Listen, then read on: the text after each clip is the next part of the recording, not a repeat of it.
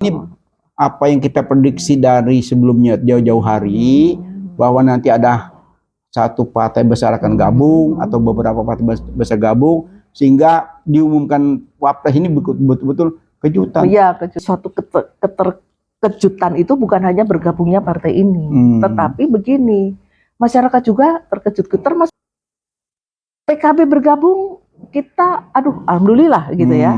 Tetapi ketika itu satu paket dengan itu cawapres, sementara ini sudah bukan rahasia lagi, bahwa ketua umumnya yang Pak Muhaimin itu kan ada beban yang semua juga orang tahu. Ada beban tersandra dengan suatu kasus yang dia harus pertanggungjawabkan, kan gitu. Bu, tadi boleh saya jadi kalau ngomong tersandra, hampir semua tersandra, Bu. Iya, makanya itu. Makanya menurut saya tidak sesederhana itu kita menilai Pak Surya Paloh dalam menentukan itu nggak menyiapkan apa-apa, kan gitu. Sebagai begawan politik ya. Iya, tidak menyiapkan apa. Pasti dia sudah tahu kalaupun itu terjadi, dan memang begitu diumumkan langsung muncul berita. KPK akan mengangkat kembali kasus apa yang di Depnaker pada saat itu, kan gitu. Kasus tahun 2012.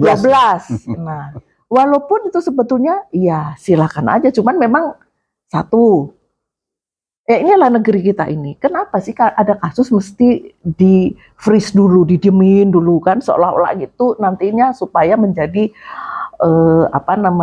sandaran-sandaran itu tadi. Tapi kan LSMPIS gitu. Bu Tiri, kita mengkritisi, Bu. Kita mengkritisi perilaku KPK.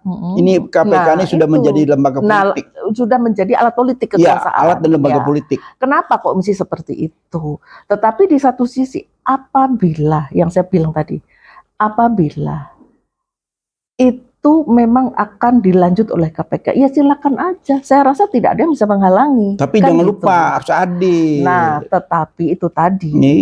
Kalau memang itu memang dibuka, ya silakan. Tetapi yang lainnya juga dibuka semuanya. Bahkan sudah ada di fakta persidangan, ya kan? Juga menyeret nama-nama orang-orang juga yang yang berkuasa di negeri ini, kan gitu. Putri, LSMPIS mengkritisi dan macam appeal kepada KPK, jangan bermain api, gitu loh, kan bisa terbakar, gitu loh. Coba tegakkan hukum sebenar-benarnya, jangan ikut bermain politik, dampaknya luas sekali, gitu loh. Apa kita mau bangsa ini pecah belah gara-gara bongkar-bongkaran? Kan kita kepengennya kalau emang kasus itu diselesaikan dengan segera mungkin, ya skala prioritas, gitu loh. Yang sudah terdaftar, sudah ada bukti, sudah ada apa, silakan diproses. Jadi tidak ada pilih kasih.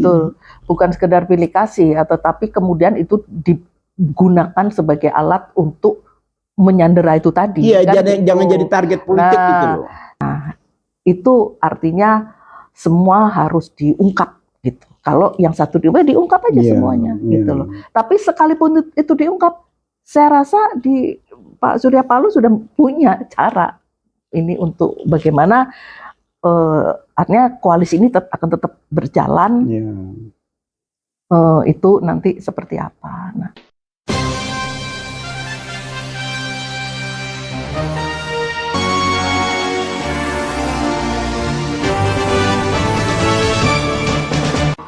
Jangan lupa ya di subscribe, like, comment, share, dan tekan tombol loncengnya. Assalamualaikum warahmatullahi wabarakatuh. Alhamdulillah pagi ini khas channel bisa tampil kembali dengan pengamat politik. Waduh, pakar politik, lengkap ini dengan Ibu Tri. Tapi bukan ini ya, bukan anggota partai. Saya hanya mengamati saja. Gitu. Bu Tri sehat ya? Alhamdulillah. Alhamdulillah. Netizen kangen dengan Bu Tri ini. Baru muncul sekali kemarin. 2 kali ya. Sudah muncul 2 episode, betul. Ya, ini kebetulan Habib kok mengundang, mungkin karena ada itu ya, ada sesuatu yang sekarang ini lagi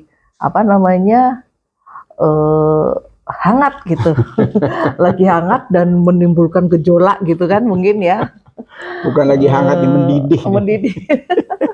Sehingga kok tiba-tiba saya diundang kemari gitu ya. Semoga aja saya bisa memberikan apa ya pendapat begitu.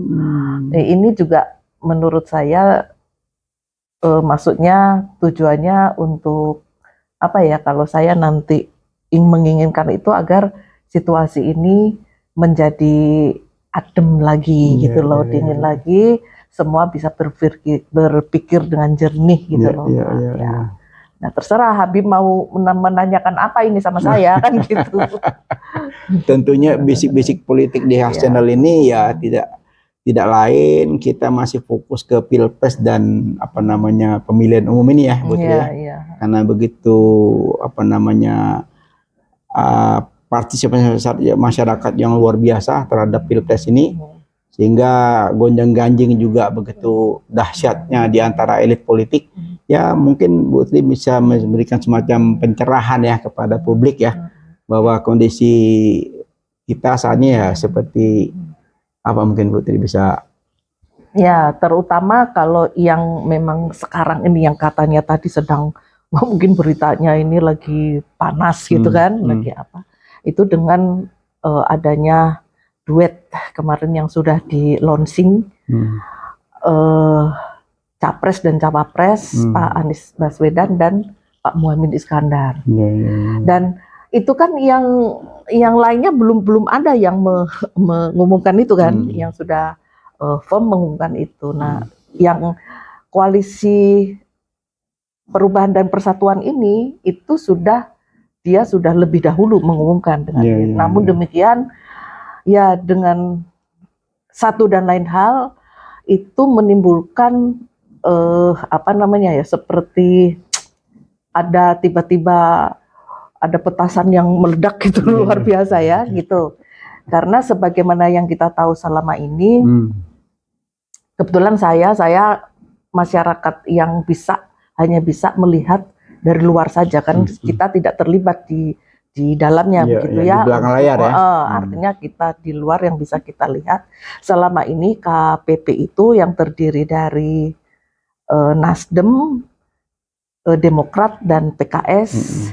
Ini memang terlihat ya solid lah, walaupun ada sedikit-sedikit riak-riak begitu ya, sedikit riak-riak itu, sehingga kita sendiri merasa ya walaupun apa yang mungkin kemarin itu apa isunya itu Anies AHY, bisa saja itu memang bagi sebagian orang ya tidak ideal, tapi dalam posisi sekarang ini ya kita sulit kan untuk mencari yang ideal.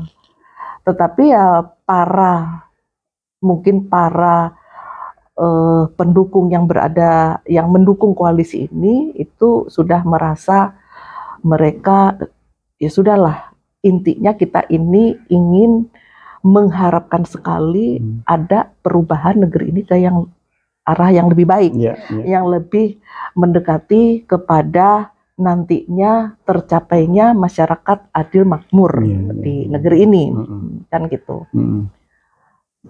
Nah, tiba-tiba kemudian diputuskanlah seperti itu, yang apa namanya ya, memang terus terang kita akui, satu, itu diumumkan dulu, baru dikomunikasikan kepada dua partai, Demokrat dan PKS ya.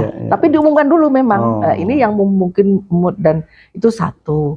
Kedua, bagi Demokrat sendiri yang sepertinya sangat ambisi, itu dia harus memposisikan bahwa AHY itu adalah cawapres gitu ya, cawapres. Sehingga sebetulnya di dalam riak-riak inilah yang selalu digunakan oleh Demokrat ini untuk kadang-kadang ada sedikit pressure gitu loh.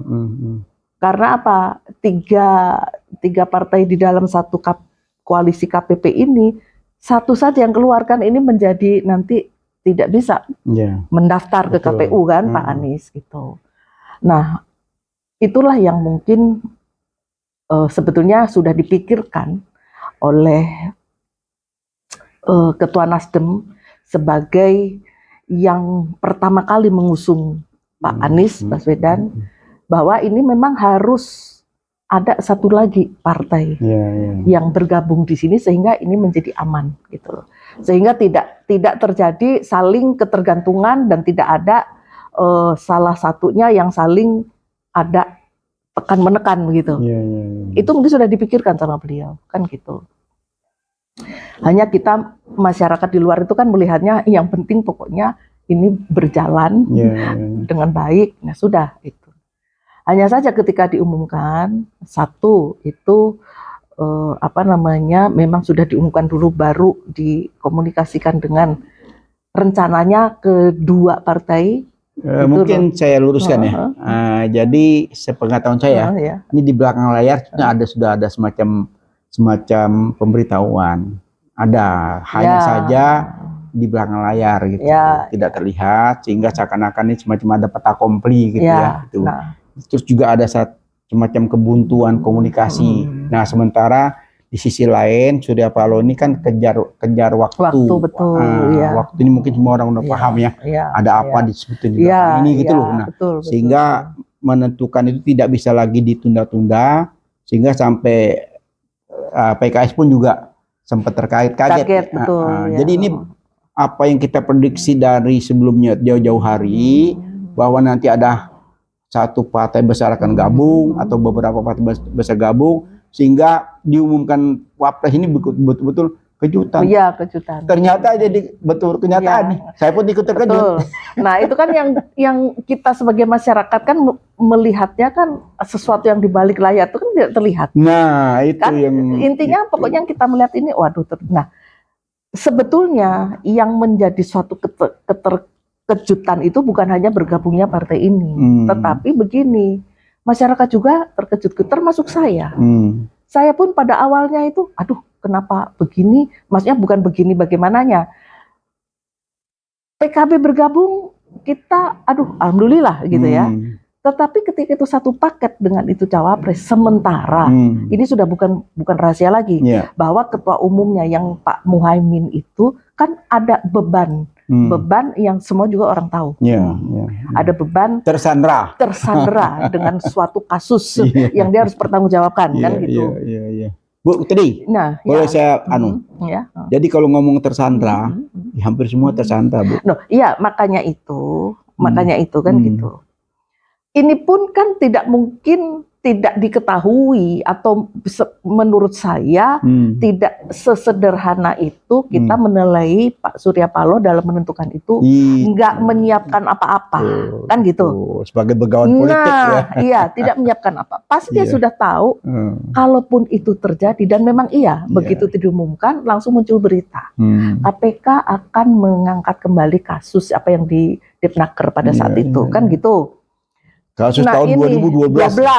Nah, walaupun itu sebetulnya silakan aja, cuman memang satu, inilah negeri kita ini. Kenapa sih ada kasus mesti di freeze dulu, didiemin dulu kan, seolah-olah gitu nantinya supaya menjadi sandaran-sandaran itu tadi. Tapi kan LSM gitu. Bu Tiri kita mengkritisi Bu. Kita mengkritisi perilaku KPK. Ini KPK ini sudah menjadi lembaga politik. Sudah menjadi alat politik kekuasaan. Alat dan lembaga politik. Kenapa kok mesti seperti itu? Tetapi di satu sisi apabila yang saya bilang tadi, apabila itu memang akan dilanjut oleh KPK, silakan aja. Saya rasa tidak ada yang bisa menghalangi. Tapi kan jangan lupa harus adil. Nah, tetapi itu tadi. Kalau memang itu memang dibuka silakan, tetapi yang lainnya juga dibuka semuanya. Bahkan sudah ada di fakta persidangan, kan? Di fakta persidangan kasus EKTP itu kan sudah di fakta persidangan. Betul. Sama dengan kasus minyak goreng apa CPO itu. Ada lagi kasus juga laporan tentang BTS, buntut dari BTS kan ada uang kemana-mana. Betul. Ngalir ke sini, ayo dibuka juga kan BTS gitu kan. BTS juga kan sudah fakta di persidangan juga. Bahwa itu gitu ternyata kemana-kemana yang seharusnya ini juga menyeret nama-nama orang-orang juga yang yang berkuasa di negeri ini kan gitu. Putri, LSM Peace mengkritisi dan macam appeal kepada KPK, jangan bermain api, gitu loh. Kan bisa terbakar, gitu loh. Coba tegakkan hukum sebenar-benarnya, jangan ikut bermain politik. Dampaknya luas sekali, gitu loh. Apa kita mau bangsa ini pecah belah gara-gara bongkar-bongkaran? Kan kita kepengennya kalau emang kasus itu diselesaikan dengan segera mungkin, ya skala prioritas, gitu loh. Yang sudah terdaftar, sudah ada bukti, sudah ada apa, silakan diproses. Jadi tidak ada pilih kasih. Betul, bukan sekedar pilih kasih, tetapi kemudian itu digunakan sebagai alat untuk menyandera itu tadi. Iya, kan jangan jadi target politik, gitu loh. Jadi terkait dengan tadi yang Capres Pak Anies dan Pak Cawapres itu tadi, terkait dengan itu, ya menurut saya hal yang paling penting, dan saya yakin Pak Surya Paloh itu pasti sudah mempunyai cara, gitu loh, mempunyai menyiapkan segala sesuatunya. Andai kata ini terjadi, begini kan, gitu, pasti itu sudah kita percayakan aja. Tidak mungkin beliau itu juga ketika mengambil itu terus tidak menyiapkan kan langkah-langkah berikutnya. Silakan aja. Tapi yang kedua, seandainya ini juga dibuka, semuanya, gitu kan? Semuanya yang lain juga tadi, yang EKTP, yang apa tadi CPO, minyak goreng, terus tadi buntut-buntutnya BTS itu tadi. Nah, itu artinya semua harus diungkap, gitu. Kalau yang satu diungkap aja semuanya, gitu loh. Tapi sekalipun itu diungkap, saya rasa di Pak Surya Paloh sudah punya cara ini untuk bagaimana artinya koalisi ini akan tetap berjalan.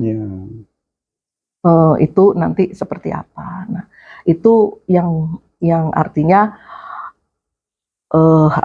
supaya kita juga walaupun saya pertama kali itu juga terkejut dengan maksud saya, loh kok si ini misalnya kan gitu. Tapi karena saya itu menunggu dia 2-3 hari sambil mungkin nanti ada berita-berita yang memberi penjelasan, juga di balik keterkejutan saya itu, yang memang saya itu mendukung koalisi ini karena saya sebagai warga masyarakat juga menginginkan adanya perubahan dengan segala sesuatu yang kita lihat ketidakberesan pengaturan negeri ini kan gitu. Saya tetap berbaik sangka.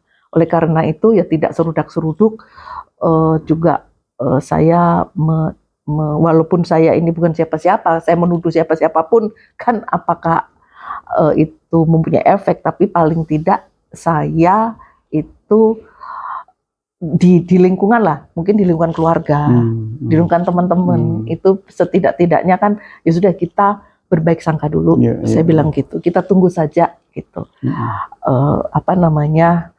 perkembangan berita-berita berikutnya, walaupun waduh sudah ada tiba-tiba Demokrat membuat konferensi pers gitu, dan dia mencabut dukungan, ditambah lagi tuduhan-tuduhan dengan pengkhianatan dan macam-macam itu kan. Nah, sekarang masalah yang namanya Pak Anies dituduh berkhianat. Tapi saya ada satu yang saya perhatikan Bu Tri, ini ada satu mungkin kecerdasan politik ya. Jadi begitu ramainya di Demokrat itu heboh ya, yang muda, yang tua. Tapi si calon pengantin ini diam. Tidak ada reaksi apapun juga. Bahkan saya dengar dia mengumpulkan seluruh DPD nih, kalau nggak salah hari ini itu dikumpulkan semua DPD, dia berembuk. Nah itu saya berikan acungan jempol. Nah itu. Jadi maksudnya kan ya namanya langsung menyatakan keluar, dan itulah jeleknya ketika, makanya kan ada pepatah atau apa itu namanya, jangan membuat keputusan di saat lagi sedang marah gitu. Betul, dia sedang marah. Di samping itu di sini menjadi terlihat orang jadi menilai kan. Jadi Demokrat ini sebetulnya bergabung di koalisi ini memang untuk bersama-sama berjuang melakukan perubahan, apa sekedar memang pokoknya seakan-akan cawapres itu harga mati, gitu loh, kan gitu. Kan ulang-ulang kan ketua umumnya kan menyampaikan, Iya. bukan berarti harus saya sebagai wapres, nanti keputusan bersama. Nah mungkin ya kalau dugaan saya ini saat-saat yang genting, saat-saat yang menentukan bergabungnya PKB ini kepada koalisi perubahan itu begitu mendadak dan begitu menjadi kejutan besar, sehingga ada miskomunikasi. Nah termasuk dengan PKS. Bu Tri sebagai bidannya PKS gimana melihat itu saat saat deklarasi tadinya sudah ada salah satu sekjennya di situ, tiba-tiba saat deklarasi menghilang. Saya dengar-dengar ada bocoran, ada pertemuan sendiri itu, gimana Bu Tri? Jadi begini. Itu yang kaitannya dengan tadi yang saya bilang.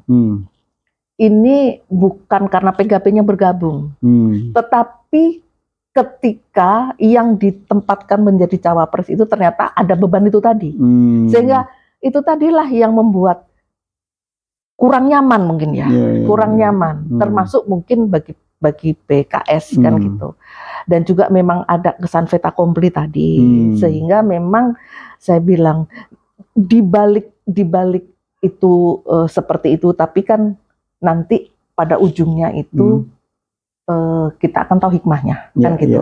Tapi kalau kaitannya dengan tadi pertanyaan PKS mengapa seperti itu, dan mungkin Habib itu mendengar ada bisik-bisik, menurut saya dinamika politik itu biarkan saja berjalan, dan mereka juga punya hak kok.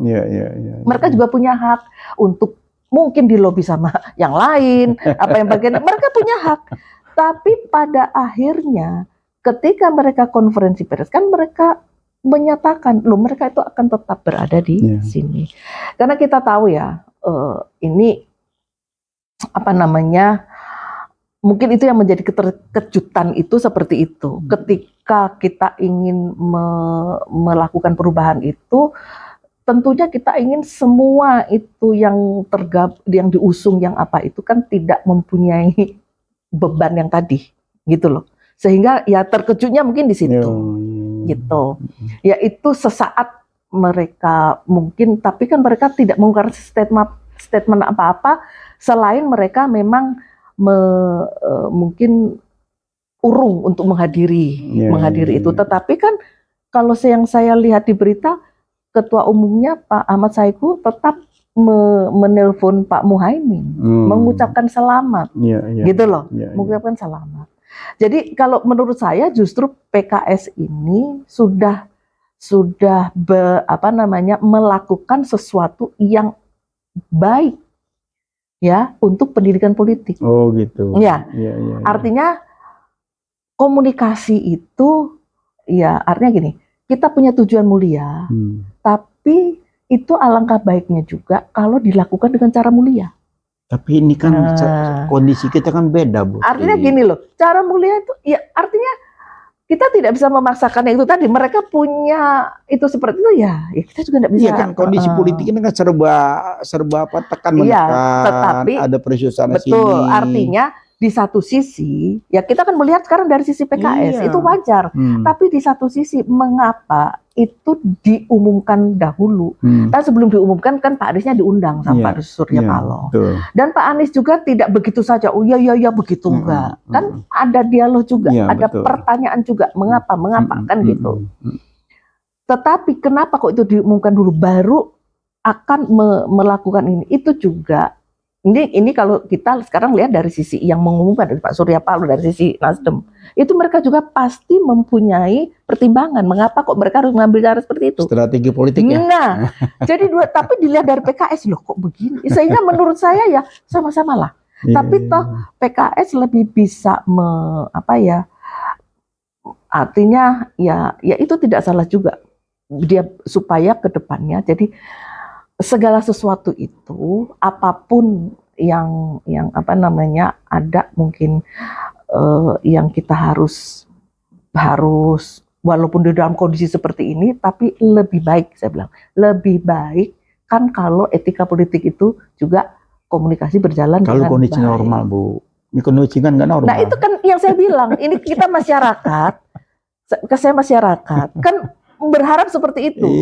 Tetapi pada akhirnya ketika semua sudah sudah apa namanya clear, oh ini informasinya begini, ini begini, ini begini. Kan sekarang agak adem juga, kan gitu. Ujung-ujungnya adem ya. Nah, ujung-ujungnya kan adem. Tapi ketika kita tidak bisa menyalahkan lah mereka tiba-tiba ini, namanya juga dinamika politik, namanya juga politik itu apa namanya, ya itu tadi yang saya bilang. Tapi udahlah, akhirnya setelah sama-sama tahu, justru apa namanya, menurut saya ini hanya sebagai apa namanya masyarakat lah gitu. Yang mungkin mewakili mama nih, perasaan mama seperti apa nih? Saya nggak tahu lah, ya bagaimana ya.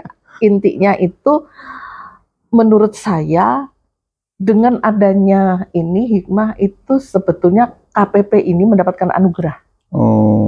Mendapat anugerah. Blessing ya. Ya, anugerah. Sementara sekarang yang terlihat anugerahnya kan ini menjadi kuat. Ya kan? Sudah tidak ada lagi yang mengancam yang begitu kan? Dia aman.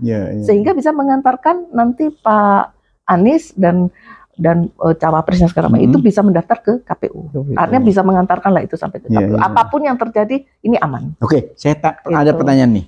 Andaikan di ujungnya ke KPK tetap ngotot, tiba-tiba Muhaimin menjadi dipanggil KPK, ditersangkakan, menurut Bu Tri apa yang akan terjadi? Itu yang saya bilang, karena kita ini kan sebagai masyarakat yang kita nggak ngerti nanti strateginya sebenarnya. Tapi menurut saya Pak Surya Paloh sebagai lead dari koalisi ini, dia pasti sudah punya cara. Nggak mungkin lah dia maksudnya sudah, ini kan waktu sudah mepet. Itu kan dari sisi Surya Paloh. Nah, kalau dari sisi Bu Tri sebagai apa namanya notaris senior, sebagai pakar politik, sebagai bidan politik berdiri PKS kan juga ngerti sekali tentang apa namanya ADRT partai dan segala macam apa. Itu kira-kira arahnya kemana nih kalau sampai itu terjadi?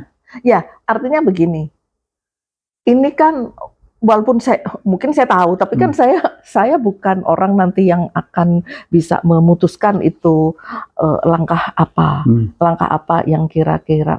Ini kan kalau dia sudah apa namanya terdaftar kan gitu, dan kemungkinan sudah terdaftar, tiba-tiba ketika sudah terdaftar terus itu apa namanya, itu yang salah satu jadi tersangka, kan ini tidak bisa langsung saat itu digugurkan. Kan itu harus tetap berjalan kan gitu. Nanti pada saatnya setelah selesai pemilu dan mungkin aja bisa diteruskan kan gitu. Jadi apa namanya, kasusnya dikesampingkan ya. Bukan karena ada lebih penting ya. Iya, artinya aturannya tuh seperti itu gitu loh. Nanti sesudah itu baru kalau mau ini bagaimana, nah silakan kan gitu. Nah artinya proses pendaftaran sampai pemilu ini tetap berjalan. Iya, tidak bisa terganggu oleh hambatan itu. Iya. Ini bicara partai. Iya, ini kita bicara kalau masalah itu kan gitu. Tapi sekali lagi ya kan gitu. Itu kalau sudah daftar baru, kalau belum terdaftar malah lebih enak bisa langsung diganti kan gitu. Iya. Jadi menurut saya tidak begitu itu harus menjadi ini di kita, walaupun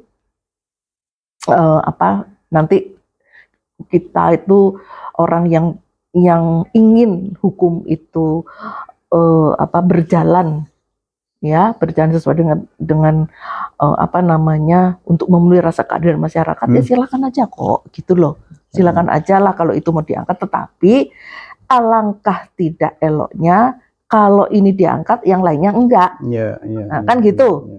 Nah ini bisa menjadi masalah tersendiri nanti pasti melalui LSMP gitu. Silakan itu ada semacam gerakan juga untuk supaya KPK juga membongkar yang lainnya. Ya, kita menghimbau gitu. Dalam kesempatan podcast ini dan berkali-kali kita menghimbau kepada KPK tuh berdirilah tegak lurus dengan hukum gitu. Jangan bermain-main politik gitu. Kalau sudah bermain politik, apalagi ada bayang semacam dugaan orang, ada yang nyetel dan sebagainya, itu udah dihentikan saja karena dampaknya kan tidak bagus. Nah, sekarang kan jadi kegaduhan baru. Ya, betul. Gitu. Oh, jadi Di ini sisi betul. KPP sudah senang, relawan sudah senang, saya juga ikut senang karena selama ini kita berjuang Betul. sampai koalisi perubahan ini sudah mendapatkan suatu perahu dan siap berlayar kan gitu kan. Nah, ayo semua nih ayo nahodai oleh Anies Baswedan sebagai akademisi, profesor, pengetahuannya, pengalamannya. Kita berharapkan bangsa ini maju ke depan. Itu, Pak Anies ini memang dia juga selain tadi ya, yang mungkin mumpuni di bidang keintelektualannya, dia juga seorang yang paham menjalankan agama itu seperti apa. Ya jangan lupa bahwa itu. Kakeknya beliau itu kan pendiri partai Arab. Begitu partai sudah berdiri, perjuangan selesai menang, itu partai bukan dipertahankan, Bu. Itu kelebihannya, karena tidak pamrih. Nah, begitu selesai kemerdekaan berhasil, itu partai Arab dibubarkan. Coba Ibu bayangkan, kalau dia masih tetap mau semacam membuat dinasti, ya kan ngapain dibubarin? Karena dia yang berjuang kan, dia sudah berjuang, tapi dia punya pemikiran buat bangsa dan negara. Buat bangsa dan negara, begitu sudah menang, ya sudah serahkan kepada bangsa dan negara. Nah, sama hal juga seperti Anies ini kan orangnya tidak bukan orang partai. Dan dia juga tidak ambisi. Selama ini orang oyak-oyak tuh dari tahun berapa tuh supaya dia jadi capres, dia nggak pernah ngomong, oh saya siap jadi, nggak pernah gitu. Sampai selesai jabatannya, saya sudah ngoyak-ngoyak dari tahun 2021. Ayo Pak Anies jadi Pilpres, dia ketawa aja. Tugas saya belum selesai gitu. Nanti kalau sudah selesai, saya akan bersikap. Nah, kita tunggu tuh, kita nantikan selama hampir 2 tahun ya, dari 2021 kan. Nah, begitu dapat sambutan dari Nasdem ya, kita kan bersyukur alhamdulillah, berarti sudah punya perahu. Tapi tetap aja hambatannya begitu dahsyat ya, seperti yang dikemukakan. Ini kan naik tanjakan yang terjal, yang begitu liku-likunya luar biasa. Sampai endingnya kemarin itu sudah dapat pasangan. Ini pun kelihatan masih ada semacam gelombang Ya itulah ya, karena memang itu tadi kebetulan kan memang, tetapi sekarang pelan-pelan kan kita sudah bisa ini kan ya, itu tadi masalah yang tadi saya bilang mengenai pertanyaan orang, ada yang mengatakan bahwa KPP ini membawa sampah lah gitu ke sini ternyata ya seperti itu. Kita sudah tahu nanti bahwa aturannya, dan juga mungkin Pak Surya Paloh pasti sudah paham lah itu, dan sudah menyiapkan cara untuk mengantisipasi itu. Di samping itu PKS juga akhirnya bisa, tapi PKS memang dia selalu mengatakan kan dari pertama kali konferensi persnya bahwa ahlan wa sahlan untuk PKB. Hanya memang wajar kalau dia tapi untuk wapres kita maju di surat dulu, karena apa? Wajar ya, memang ada beban ini. Jadi kita jangan terlalu, kita ini menjadi pendukung, tapi harus terus kita menggunakan logika, jangan emosional dan jangan militan. Berarti Bu Tri bangga dong PKS sebagai partai yang taat ADART kan, dia taat sekali kan? Saya bukan dalam posisi bangga atau tidak, karena saya sendiri juga bukan kader partai kan. Jadi gitu. Setidaknya kan. Tetapi artinya saya melihat cara mereka gitu. Cara mereka ini itu menurut saya dalam posisi sekarang ini sudah menurut saya baik lah. Bagus. Dia juga memberikan pendidikan politik yang baik, bahwa walaupun dia seperti itu, dia juga tidak semata-mata, yang saya bilang itu semua juga pasti akan bertanya mengenai yang beban itu tadi. Saya bilang yang beban yang ngikut ini tadi sebagian pasti gitu loh, kita nggak menutup. Makanya katakanlah sekarang KPK itu silakan aja sih, tapi ya menurut saya jangan satu ini aja yang dibuka kan gitu, semua dong harus dibuka gitu. Tapi seandainya itu terjadi kan, kita sudah tadi saya bilang ini pasti, apalagi sekarang Pak Surya Paloh tidak sendirian, PKS tetap berada di situ. Ada di situ, berarti nanti sudah bersama-sama sudah menyiapkan cara seandainya kondisi yang mungkin tidak diinginkan itu terjadi. Iya, iya, iya. Itu saya percaya seperti itu. Yang penting bagaimana supaya ini tetap berjalan, dan nantinya itu masih banyak agenda-agenda untuk mengawal kemenangan ini aja, itu sudah luar biasa loh nanti perjuangan. Kembali ke Partai Demokrat, Iya. apa harapan Bu Tri? Saya tidak mengharapkan apa-apa dari Demokrat. Intinya mereka sudah memutuskan seperti itu. Dan sekarang PKS masih mengajak mereka untuk kembali bergabung. Termasuk Pak Sudirman Said sebagai juru bicara Pak Anies juga membuka pintu lebar-lebar. Andai kata mau bergabung, terserah mereka saja. Mereka mau bergabung lagi juga, saya juga merasa lebih senang, karena berarti kan ini lebih kuat kan gitu. Mereka tidak bergabung, ya itu urusan mereka lah gitu. Yang penting itu sekarang aman.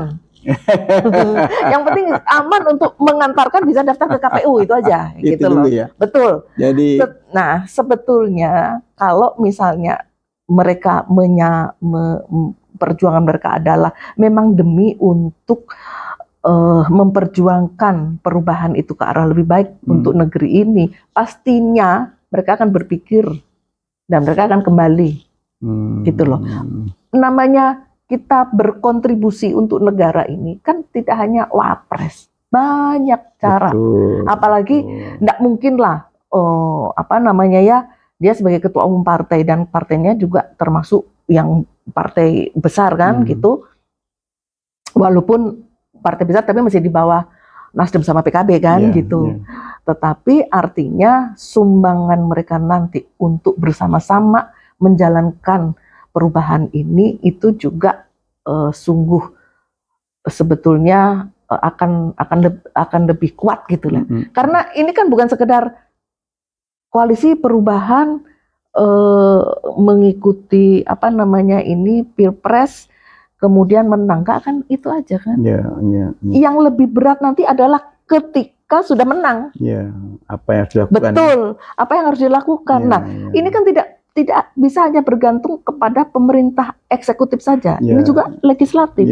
Maka kalau legislatifnya itu nanti semakin mempunyai kekuatan kan, semakin ada harapan ini akan ada perubahan. Iya, saya juga membayangkan ya betapa hiruk pikuk di daerah ya, terutama yang sudah sekian lama ini senang dengan koalisi perubahan, tiba-tiba ada penurunan semacam baliho dan segala macam, itu kan jadi ada goncangan politik sampai ke akar rumput kan. Iya, makanya saya bilang itu terserah. Yang penting ini itu sekarang memenuhi. Nah, ini juga merupakan menurut saya ambil aja hikmahnya.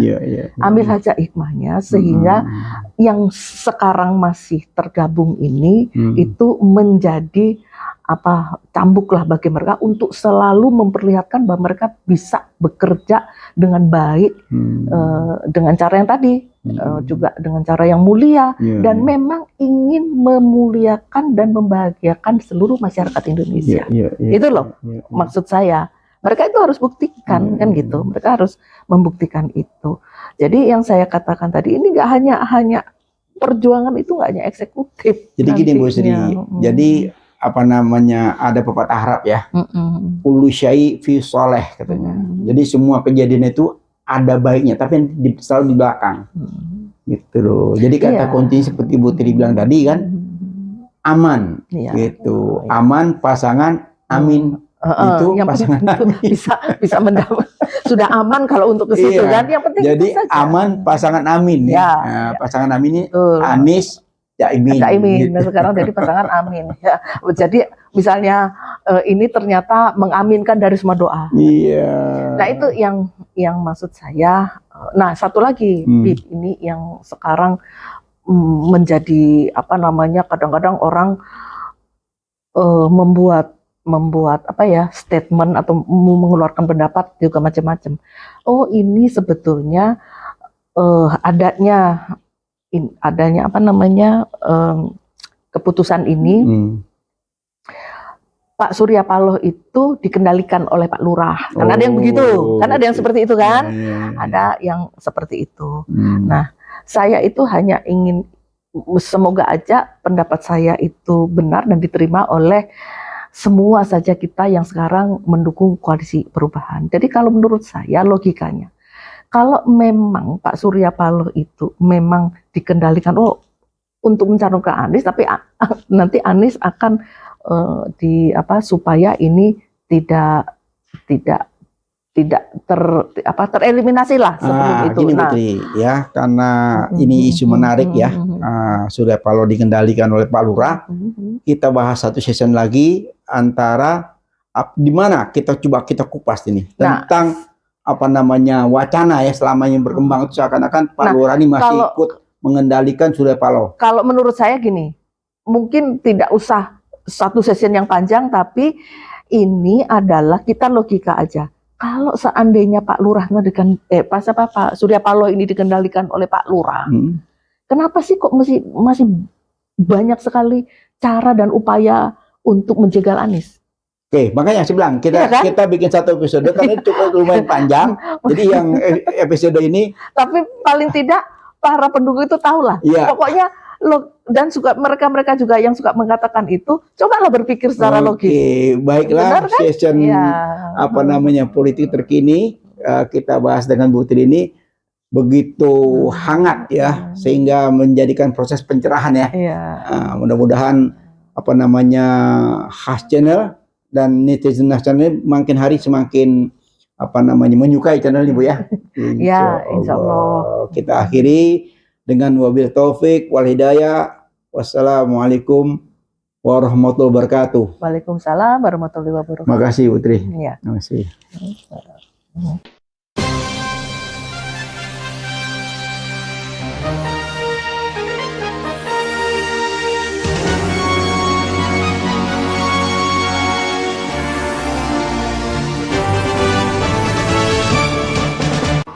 Jangan lupa ya di subscribe, like, comment, share, dan tekan tombol loncengnya.